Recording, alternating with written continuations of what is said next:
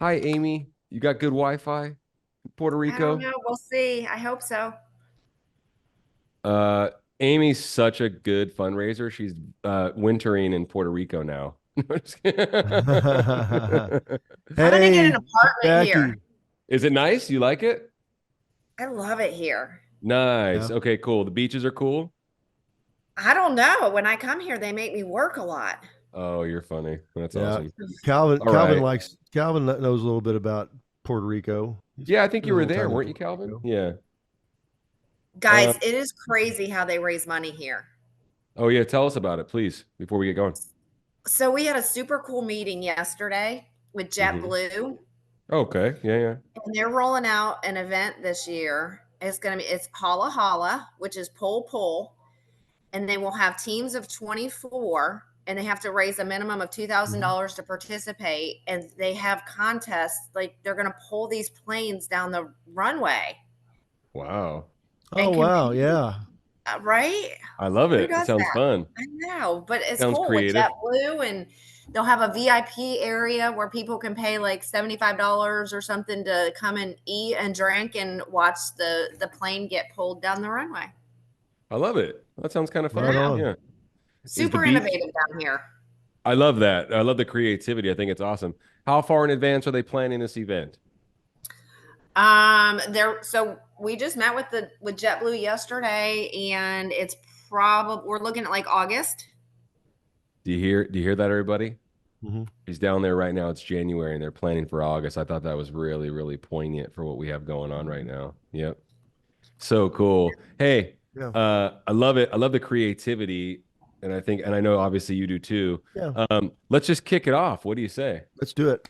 Hey, episode 144. Amy's in Puerto Rico. Amy Meyers from MDA is with us, everybody. So let's give her a round of thanks so much for coming, Amy. Seriously, it's so cool. Hey, So Amy. cool for us all to be together.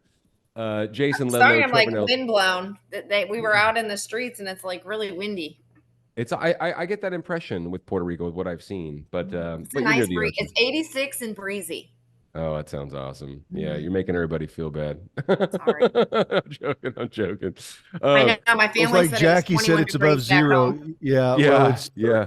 Jackie, It's we're up to 38 today, I think is what it nice, is. nice. So Yeah, it's it's gonna like be we're having a heat 60. wave. It's gonna be Yeah. 60 here, but not sunny. We've had torrential rains. We're all over the place. Sorry, we haven't seen each other in a while. So Yeah, let's get rolling. let's get rolling with episode 144. Everyone, you see the chat feature. There's a Q&A function at the bottom. Thanks so much for coming. If this is your first time here, it's great to meet you. We're HGA Fundraising, and this is episode 144 of the free webinar series. We're going to talk about, this is our second of a two-part series about why you should plan your fundraising now. Amy's in Puerto Rico. This is a great example. She's planning an event that's going to take place in August. Obviously, it's January right now. And that's what great fundraisers do. And so we're thankful for everyone that's here now. We're thankful for everyone that's going to be watching this on our YouTube channel. Please, if you're watching it as a recording, subscribe, leave us a comment. We'll get at you. And join us for next week as well, every Thursday, noon Central. So thanks everybody for coming. Stay I to the want. end and win. Stay to Oh, the we've got a end new and fun. win. We got. Sorry, that was Yeah. really. Yeah. I missed that one. We've got a Yeah. really fun new game that we're gonna play at the end, and someone's gonna win something really cool. I'm not gonna give too much of it Yeah. away. Yeah. And we're very generous. Jason's very in a very generous mood lately, so that's cool. But we were talking. Jason started this really cool, or created this really really cool acronym, this focus acronym about why you need to fundraise in The word advance. of 2024, Amy. That's his Okay. 2024 word. Yep. And Yep. it was mine in 23, and I let him borrow it for this year because it Yeah. works. So but really, really cool acronym. I'm gonna have Jason do a recap of that. We're Yeah. gonna So some we'll we're gonna, recap what we talked about, and I think yep. this will segue right into Amy whenever you bring the table. First, we talked about when's the best time to start planning your next fundraiser? The day after the previous one. Yep. We talked about that, and then when's the next one? Today. The next best day is today. So we want to do that. But with focus, it's just a really simple thing I came up with. And the first is you got to have a financial goal. First thing you need to do, you got to know where you're going. If you don't have Yep. a financial goal, how in the world can you plan? Because you couldn't have anything, you don't know where you're trying to get to. The second thing is outreach. How are we going to reach out? We got to outreach to, our stakeholders, the people that we're going to do. Maybe we've got somebody like a great partner, like she's talking about with JetBlue.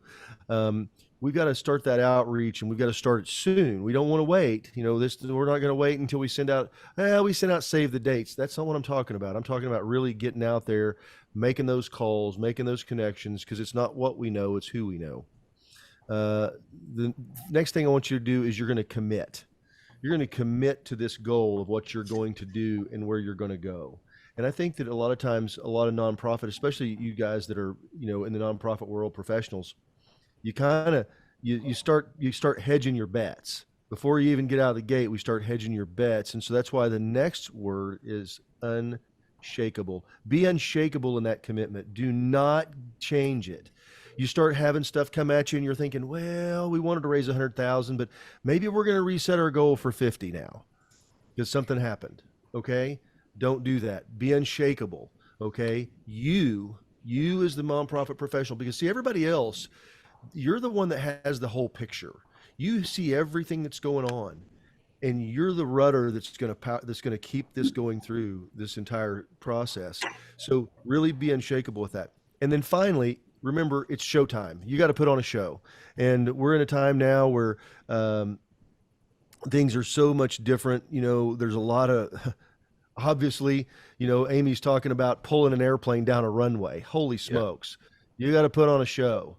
And that means, what that means is it has to be memorable in a positive way. Okay. Yeah. That's what I mean when I say to put on a show. That doesn't mean that you have to have a trapeze artist and you have to have can dancers and cloggers and, the Irish stomp band or whatever the heck they call it. You don't have to do all that. What you do is to have a really good show that is planned, it is mapped out, and that you're going to hit on all cylinders and leave people feeling good about what they came and were a part of. So that's the deal. Yep. So that's the recap. What do you think, Amy? What do you think of that? Pretty good. I love it. Yeah. I love it. Yeah. Pretty darn good. Pretty darn good. Well, it's better than my word for the year. Go ahead. Yeah. What's your word? Innovation. Oh, that's what long. That's a long word. I know. And you mean that from an event perspective, though, you mean that, right? Or what do you mean? Talk to me. Yep. Yep. Just thinking outside the box, being innovative in how we fundraise. I love that. I think that's something that's a really good point. We talk about putting on a show is to really think differently. I think about a friend of ours that she's retired now, but she had they did basically a scavenger hunt. They did a scavenger hunt. It was 50 couples, and they raised, I don't know, $150,000 doing it. Just with 50 couples. Now it was a very elite type scavenger hunt, very exclusive, very, catered, kind of thing. But it was a very successful fundraiser they did. And because they were thinking outside the box, they were thinking differently about what people want, the people they were wanting to connect with. So give us some innovation stuff. Tell us some fun stuff you're doing besides pulling jets down the runway. In Puerto Rico, they don't do anything that's not innovative, I don't think. But so we had another really good meeting last night with he's a WWE wrestler. Oh, wow. His name's Savio. I forget his last name, but if you Google WWE, you'll see pictures of him. He was with The Rock and John Cena and all those people. Wow. But he came to one of our other events, and then we invited him. So this team does a kickoff every year. And that's what it was last night. And it's basically they invite all their partners to come, and then they go through their year of fundraising, and they call it their menu of everything they have going on. And it's been super successful with people's, somebody that's a part of their gala coming up and being like, oh, sign me up. I want to be part of that Holla Holla event. And so really expands their business and puts all their business in front of their sponsors. But this gentleman, this WWE wrestler, attended their Muscle Walk event, and they did a really good job at tying him to the mission. He didn't know anything about MDA. They tied him to the mission. He decided he wanted to do more. So he's putting on here in Puerto Rico. He's starting his own like WWE company, and he's going to put on a big event at an arena, and all the proceeds are going to come to MDA. So just kind of a cool, totally because he attended something else, didn't know anything about MDA. They tied him to the mission. He met some of the families, and now he wants to do more. Okay. Wow. I want to ask you some questions and drill down on this, and because I know there's probably some folks that are watching this now or recorded. They're going to sit there and go, yeah, but you're a big national nonprofit, and you got all this money and staff and all the stuff that you've got, and wow, everybody knows you, and blah blah blah, and of course you're Amy, and you're a superstar. But you said something, and you said tying to the mission, and that's where I really said it more than once. Yeah. Yeah. The outreach comes back. I thought outreach was the most important part of your acronym. Yeah.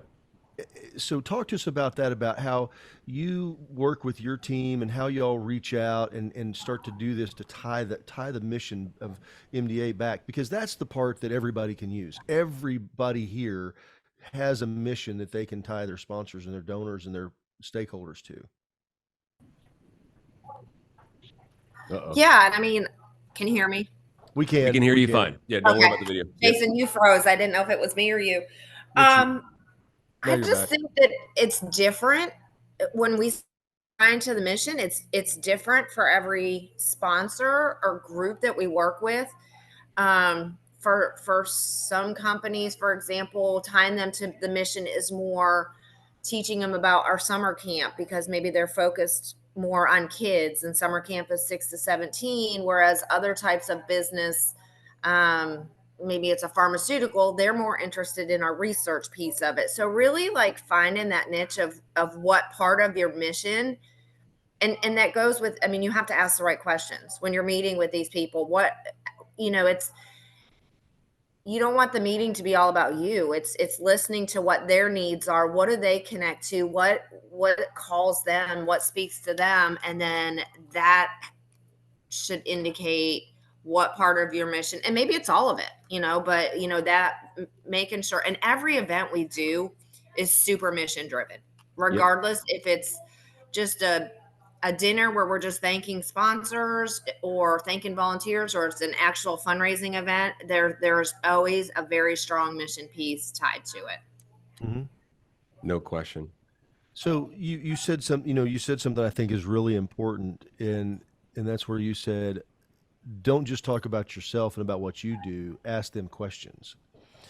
And I think we all hit a point where we really were excited about it, and we have all this information, and we want to just basically start throwing up on somebody, when the reality is it's what they have to say and where they're coming from, and that's how that connection.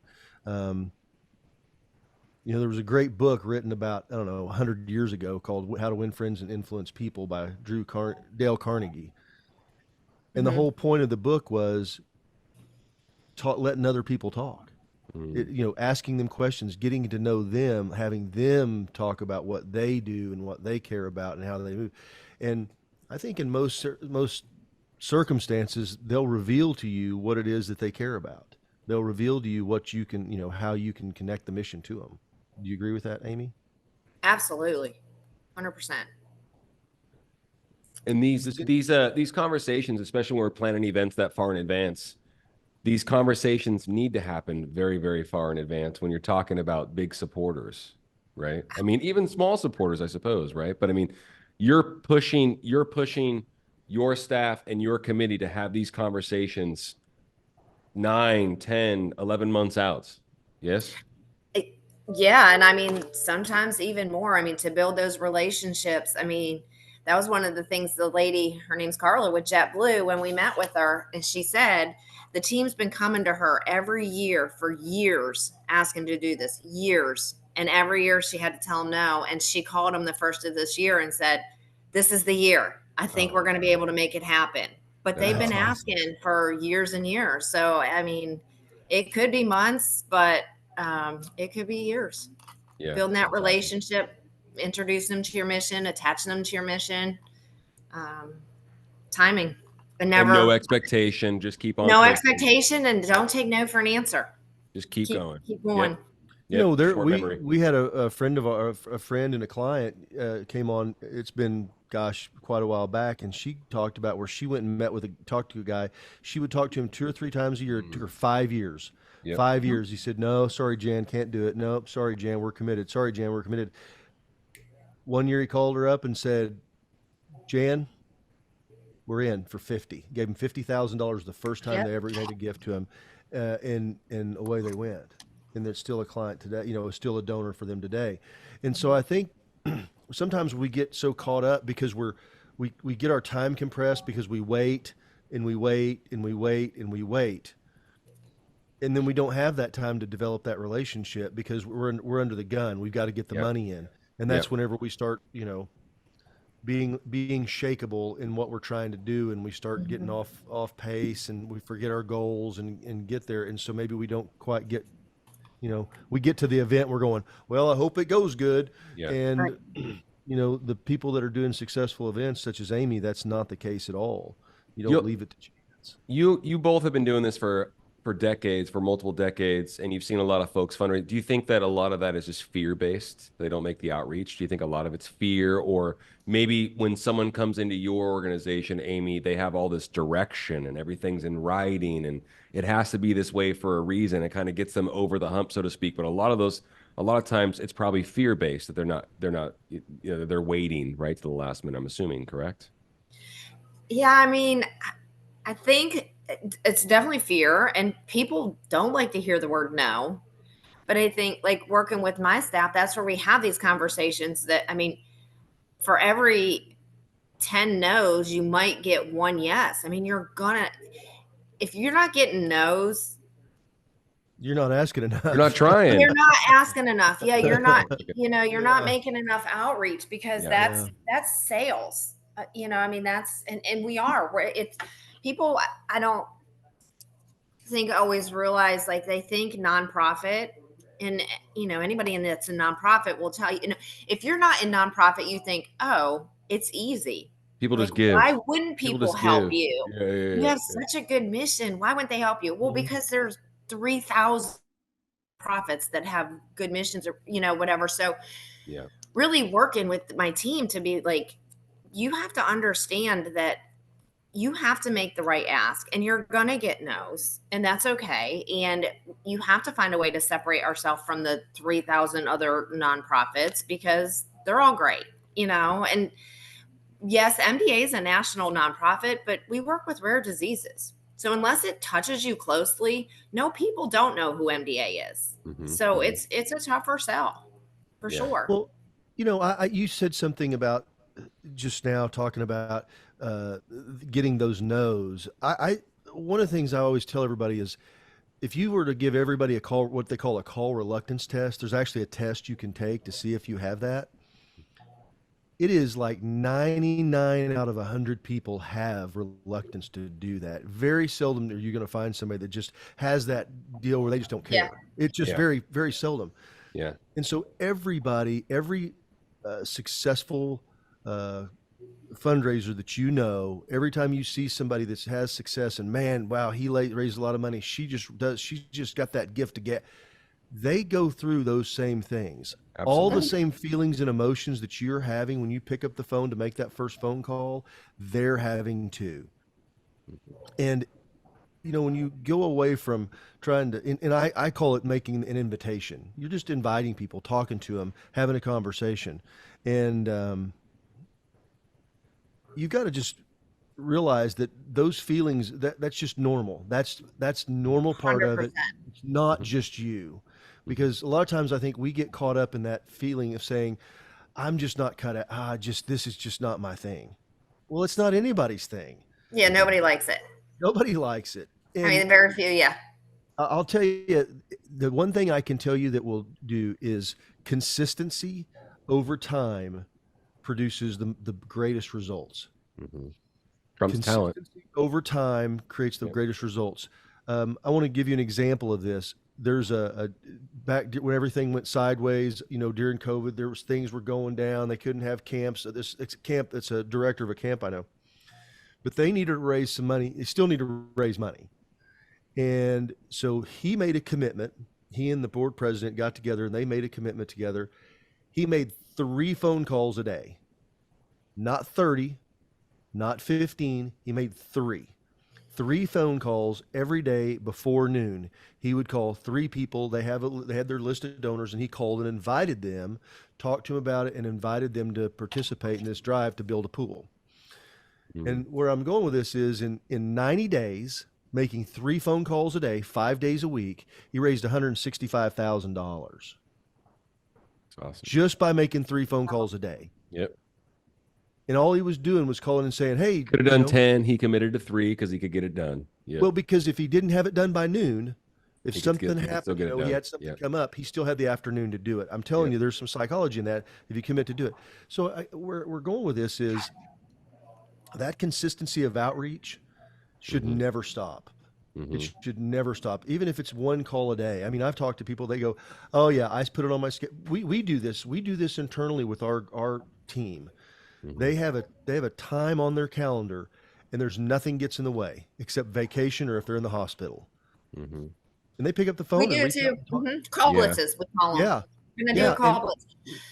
But I think the other piece that goes with that, Jason, is not only do nobody loves making those phone calls, but even worse is cold calling. So I think that's where you need to put yourself in a position where you don't have to cold call. You do your research, you use your network, and you pre-plan, like, who are those 3 people that you're going to call? Well, they shouldn't have to be cold calls. You should be utilizing the people that you know, the network, whatever. And I think, cold calling is really scary to people.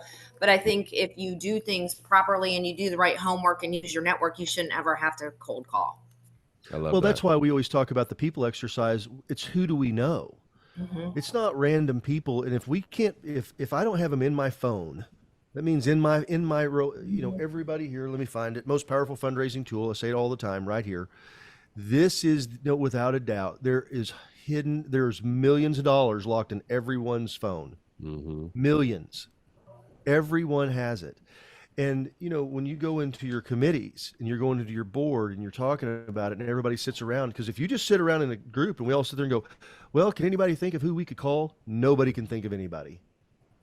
You just can't, because it just does, other than maybe the local billionaire. Well, does anybody know him? Nope, nobody knows him. Well, it ain't going to work. That brings up a really good question when you're talking about sitting around the committee and what have you. And I know you solidify your committees for your events, Amy, way far in advance. I mean, like 10, 11, 12 months, if not more. Yeah. Right. And then your events are very committee driven. That's fair. That's a fair assessment. 100%. Are you asking them and preemptively having the talk with them and making connections and doing your research and asking them to make phone calls for a lot of these events? Probably 99% of them. I don't typically, or my team, we don't typically make a lot of asks.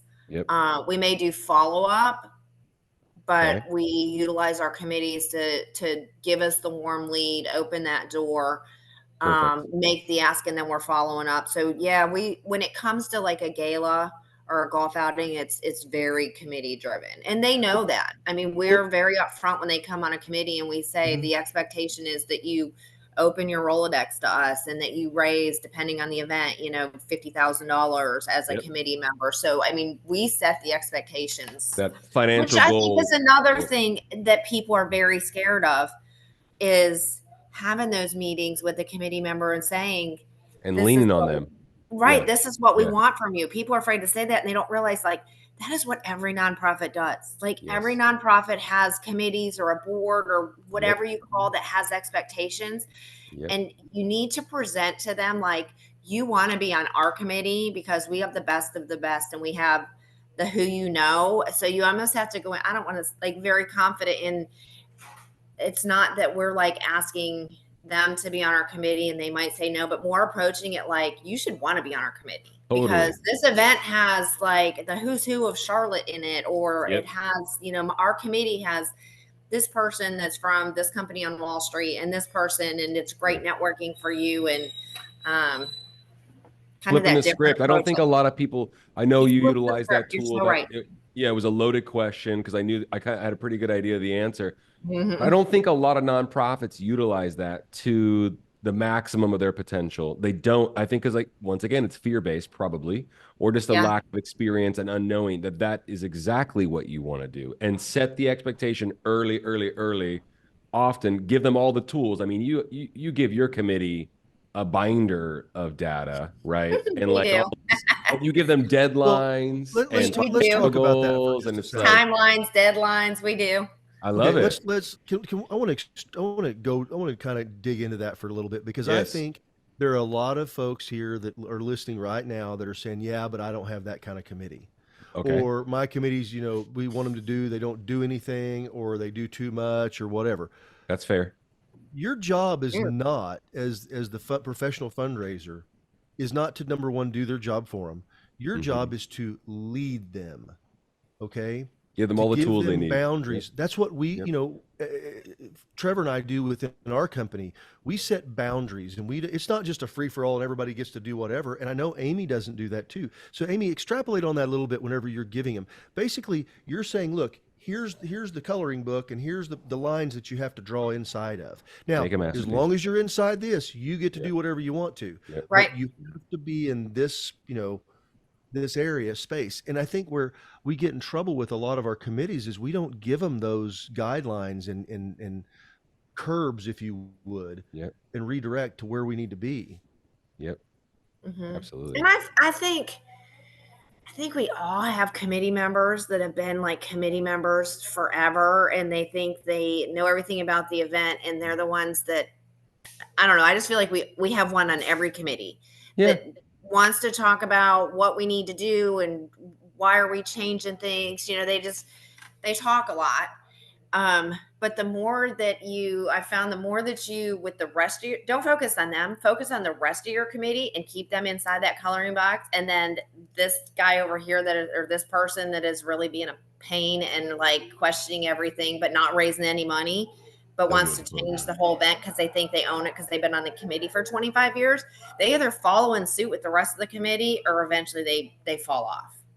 And most times they'll get on board, like they're Yeah. outnumbered. These are and that's why we plan for 20% attrition every year with our committees.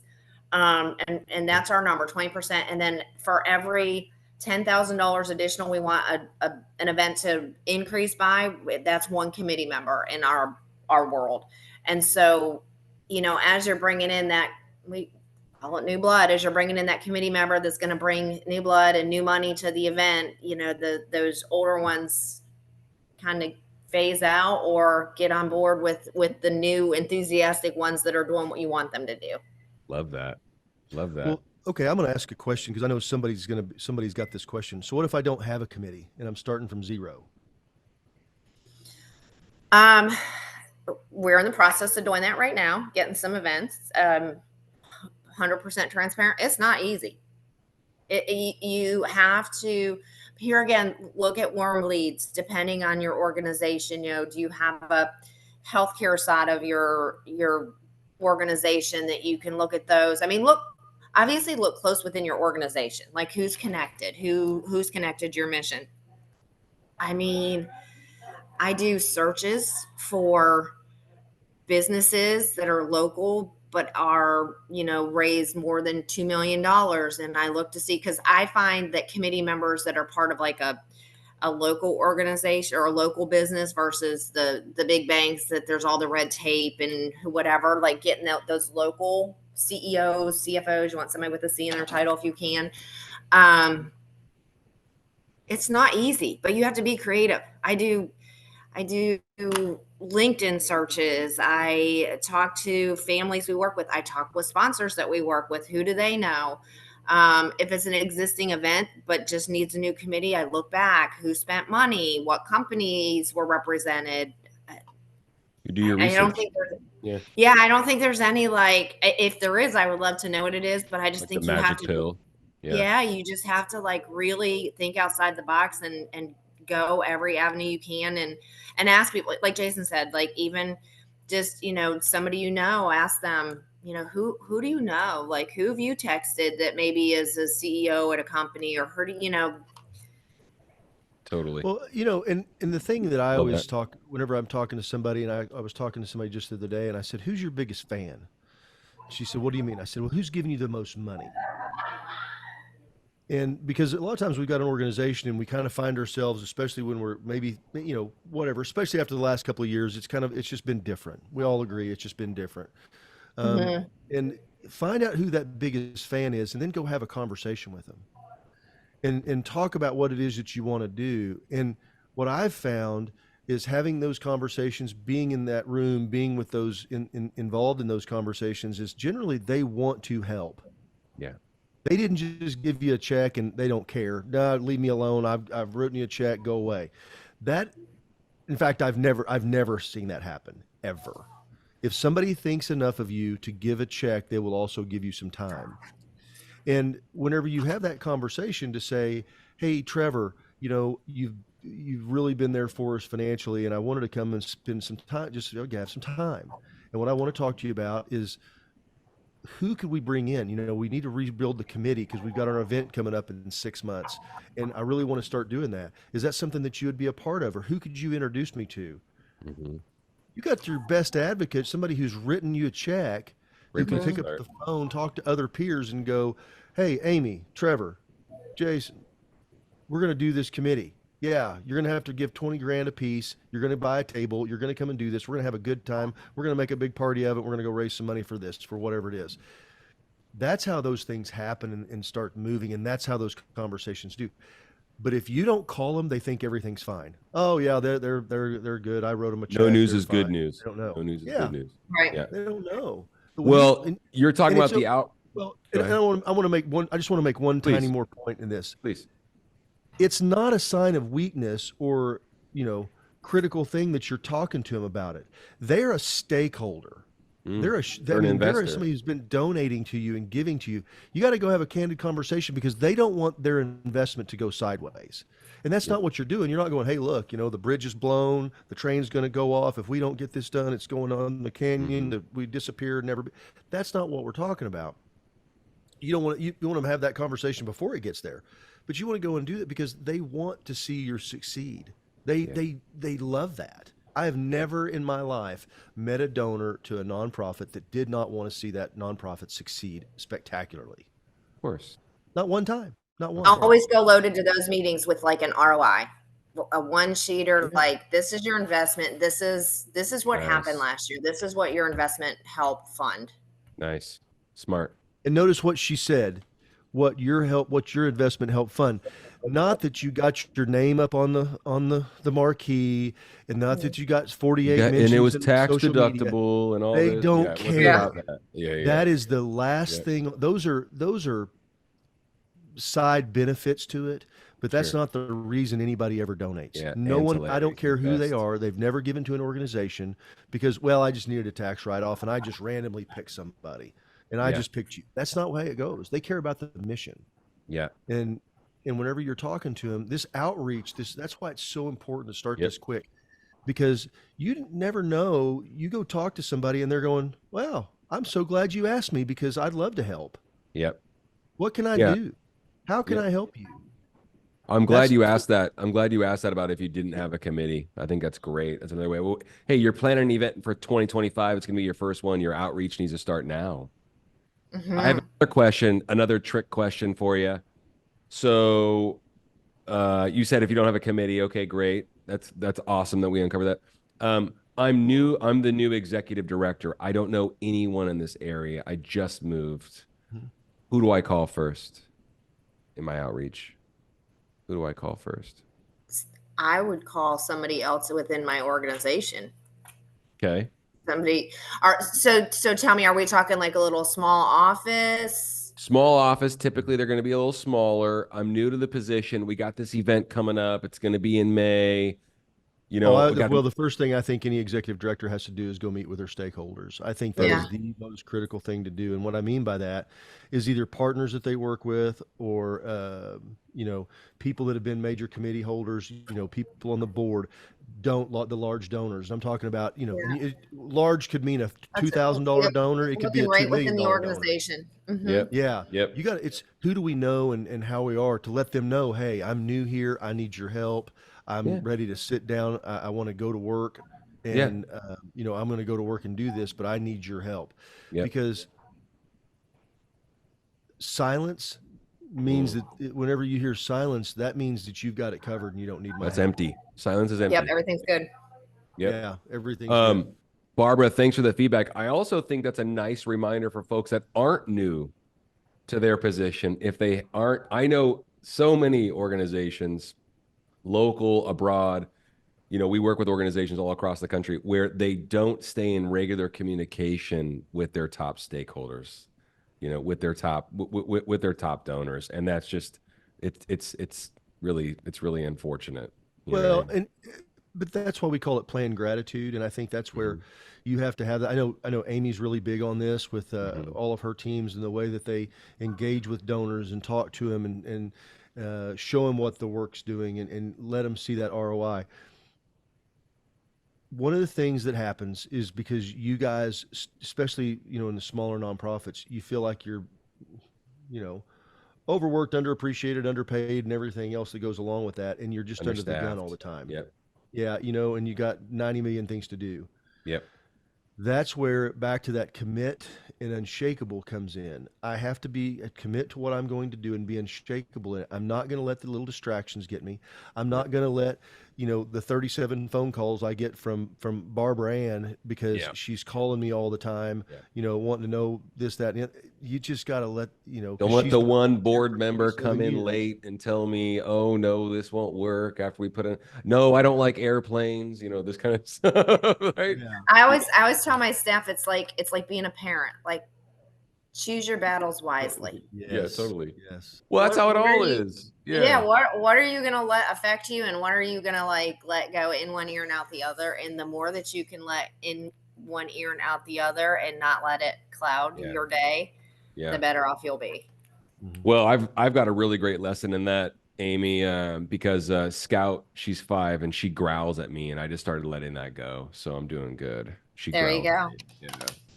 So she thinks she's a dog. No, she growls at me in anger when she doesn't get what she wants. She's it gives me she's a monster. Battles. Yeah. She's exactly. He's like, hey, okay. And it's kind of like you choose your battles, and then eventually, when they realize they're not getting anywhere with you, the board member that calls every day to complain and like it's not phasing you, they stop. Yeah. They kind of go away. Or the 5-year-old. No offense, board member, but yeah. Right. It's totally how it is.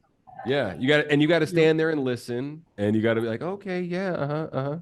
Does anybody have any questions? I'd like to, you know, if you got a question, and it can be about on topic, or if it's something off that you got Amy here, and you want to ask about something that you're struggling with, or we don't get her very often, folks. Yeah, so I take advantage of it right now. Take advantage of it because she's just got so much knowledge and experience. So, Amy, tell me this: what is the biggest challenge that you see happening in 2024 in your world? That's a good question. Interesting. I would say for the last few years, we were able to ride the COVID wave in that once, you know, we could start living life again, like our golf, our galas, they were selling out, like people wanted to get out, they wanted to spend money. I feel like that's going away. And so I think our biggest challenge for us is really like, and I hear business people say this all the time, like I could go to a golf outing every day, a charity golf outing. I could go to a charity gala every day. So ours is innovative. How are we making our galas different? How are we making our golf out? How can ours stand out so that it's our event? They want to, there you go, showtime. Yeah. What can we do? And I'm not saying we're like super conscious about, like, we have standards and metrics as Yeah. far as like what we can expend, our expense ratio and all that. So it's not like we don't have the budget to go out and bring in, Taylor Swift to sing or anything like that. So it's what can we do to set our event apart from everybody else's, still make sure they're very, very mission driven events, but not spend a lot of money doing it. They have to be different. You already said something like you're competing with 3,000 other nonprofits. So we're not going to compete based on, oh, our nonprofit does better work. Because organizations like that, they're all doing good work, like you said. They all have a mission people care about. Differentiation is more powerful than competition. Giving folks a memorable experience is more powerful than competing head to head for you with the American Cancer Society event down the street. You know what I mean? Right? Yeah, it's so good. Yeah. Absolutely. Oh, that's absolutely, Barbara. Well, we do that every week. As a matter of fact, you'll get the recording, and appreciate you asking. You'll get the recording within 24 hours. And yeah, and hey, bring your team next time. That'd be awesome. But another good call for that was a great question, by the way. Another good call for questions from anyone about any planning that you're doing right now for an event coming up, or you can really ask us anything fundraising if you like. And Amy I want to touch back on this point that she said about showtime. Don't you agree, though, Amy, that sometimes, like this is something we were having talking about this last week, and I made the comment. I said, if having an efficient event, and sometimes makes it just as memorable as having the trapeze hanging from the ceiling and all the crazy stuff. And what I mean by that is wow, man, it was really cool. We pulled up, they had a valet parking, we walked right in, they gave us our stuff, we got to our table, we had a great event, the food was good, everything check-in was easy. They had us out the door, we checked out. Man, it was so cool. It was just it was like, wow, we didn't want it to stop. Your first and last impression of the event. Absolutely. Well, and like I said, with not spending money, I mean, it can be, for example, our New York event, New York's expensive. I can't afford a trapeze person. I can't afford, to keep my expenses down. And it's a tough crowd. But that crowd is very mission driven. So for us, and I just said this the other day, our honorees and our speakers we have this year, we have, for example, we have a doctor that was part of all the testing for a drug for ALS that is approved. And it's not only like slowing down the disease, people are actually getting better on it. Wow. So he's coming to speak and share his story. So nice. It's free, but it just that him being part of it, like that room will eat that up because that's, and it's not costing us anything. But so I think it's, like it can be something just like that really good speaker, check in, check out. And then maybe it's that really good honoree that has a story to share, or it's that really good speaker that's going to give you an update that just, really makes people see where their money's going. Awesome. So what you're saying is it's back to the basics. I say this all the time, back to the basics. The star back to where you were. Star of the show should be your mission. The star of the show should be what you've done, what you're doing, what you're going to do. Yep. Is what I hear you saying. Hey, congrats on the ALS drug. Whoa. Holy smokes. It's amazing. When he was sharing his story just for me on the meeting, like I was getting goosebumps, and I'm like, this room, because one of our other speakers is one of our honorees. She has ALS and she's pretty social media famous right now. All right. And she's only 35 and she has ALS, and she was diagnosed when she was like 30, like super young, but super positive. And so the two of them together is just going to be incredible. That's a guy that I went to high school with, who was a Hall of Fame wrestling coach, wrestling college at OSU, Oklahoma State, and everything. He just passed away with ALS and fighting it and everything. So, yeah, it's devastating. It's a devastating disease. But that's awesome news. As we talk about fundraising, and we're kind of wrapping up for today, and we're leaving you with some things to think about. I just keep those things in mind, that today is the day that you should start. Don't say, well, my committee's going to meet here in a couple of weeks. You don't have to wait for your committee. you can start right now talking to those stakeholders, because then when you go to the committee, you can say those things like, you know what, I had a great call with Amy. She's on board. She's going to come on and do this. I talked to Trevor. He said he's going to be coming in to do this part of it. And you start giving, and you're going to give that energy to them, and get the wheel turning. One of the things that I found with committees that I've served with, and a lot of times, once we got the wheel turning and got some momentum going, that's when things start getting good, because it released them to then see that they could go and help get going too. And you guys are the professionals. And a lot of times they sit there and go, well, I don't know, you're the professional fundraiser. What do you think? It's your job to lead that committee. Yep. It truly is. Now, you may not be the committee chair. That's not what I'm saying. But it's your job to lead that committee back into, to where you're going, what's going to happen, how they're going to get there. Your confidence becomes their confidence. Your unshakable commitment becomes their unshakable commitment to the mission. And so just be bold. Be bold with these things. 100%. That you're doing. And two things. So when you say that about starting now, when I put together my business plan, it's usually September, October, and I'm putting all my events for this year, 2024, and what the goals are and all that. There's a bottom section, and that's my 2025 events that we're going to start working towards in 2024. So like when I'm looking at next year, I'm also looking at the following year. Yep. As to what, so we're working on next year's events, building those committees. And the other thing, Jason, you said about like that committee member. I'm a big believer. You find that one good committee member that has the right connections, and your committee will build itself from there. Mm-hmm. If you get that one good person that's connected in a lot of different ways that can bring on this, his buddy works at this company that's a great one, and he agrees to come on, but he knows somebody else. It's like this trickle down effect. You got to find that one good one, and then I don't want to. It gets easier. That first one is so hard, and finding that right one. But once you find that right one, you're golden. Opens the doors. Yeah, you you gave us a bunch of practical examples about how like you could do that at an event with someone that's never been at your event before, and they gave at a noticeable level, and you walked up to them and thanked them. And I just always remember you saying this. You've said it more than once. That could be your next committee. They could be on your committee next year. Yep. You know what I mean? For the next event. And we actually just started, my team started, MDA has so many different fundraising buckets that we do. Yes.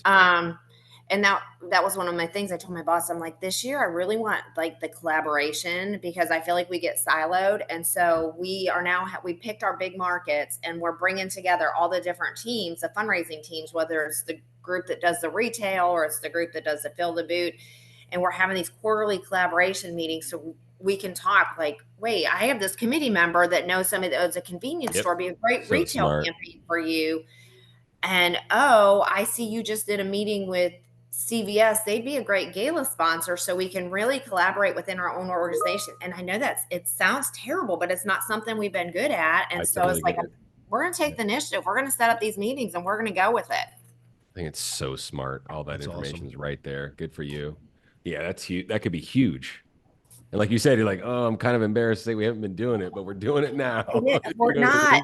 Well, and I think as fundraisers, and I don't want to say this is how everybody is, but I will say like probably it's a pretty safe thing to say my organization is in the past, we didn't want to share our donors. They're my sponsor. They're my donor. Why do I want to give you?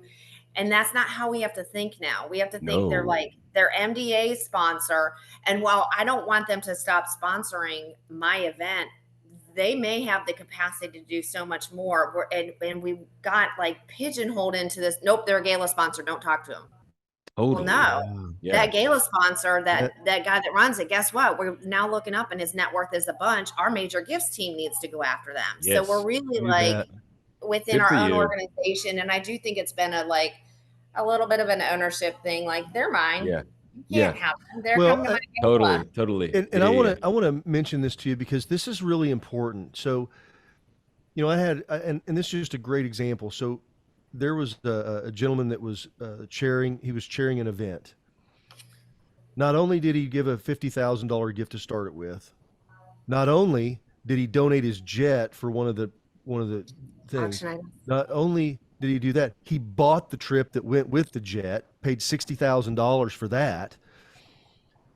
People that have capacity, their giving is something that they will get into, and then they tune in. And you know what he wanted to talk about?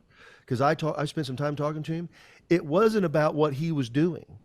It was about what the money was doing and the artists that they were sponsoring, because it was for the art. And he was like, "Look at this! Look how wonderful she is! Oh my gosh! Can you believe what a singer she is?" Mm.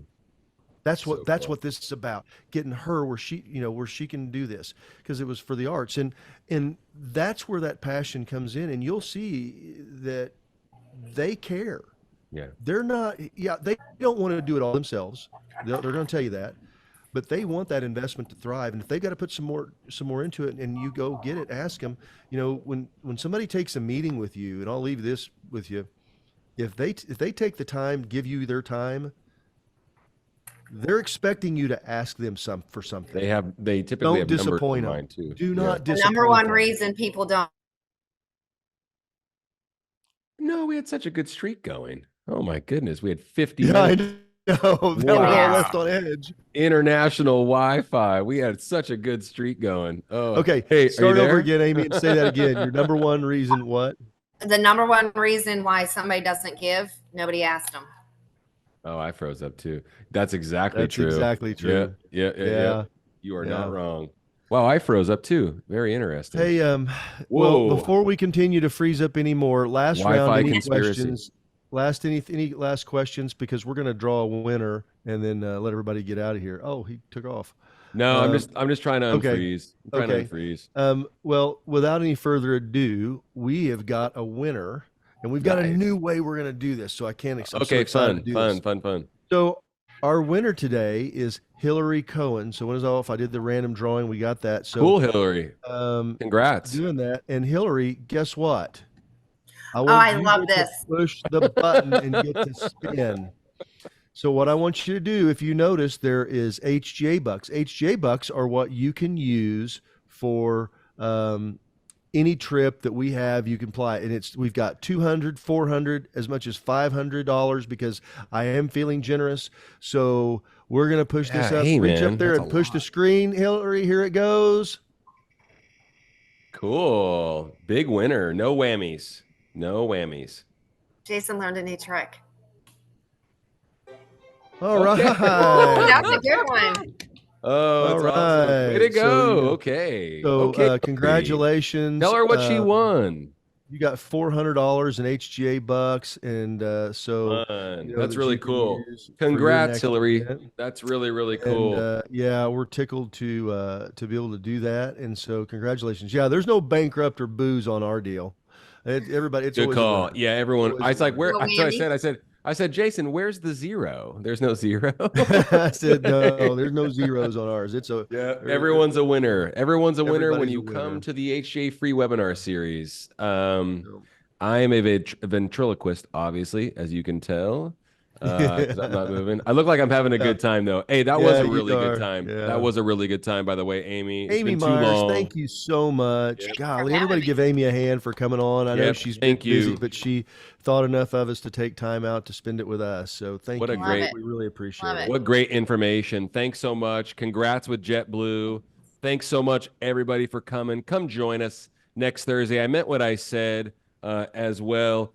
To Barbara, hey, bring your staff, bring your team, share it with someone. Also, check out our podcast. We have 2 of them. Hey, Nonprofits, Raise More Money, anywhere you consume podcasts. And also a new one, Happy to Help. And I'll just tell you, I listened to Happy to Help the other day. It's really, really good. It's a long form podcast. It's sponsored by HGA Fundraising. Yep, really fun. It's really good. Check it out wherever you consume podcasts, and join us next Thursday for our next webinar. Thanks so much. Thanks, Amy. Have fun in Puerto Rico. All right. We'll see you. Bye, everybody. Thanks, Jay.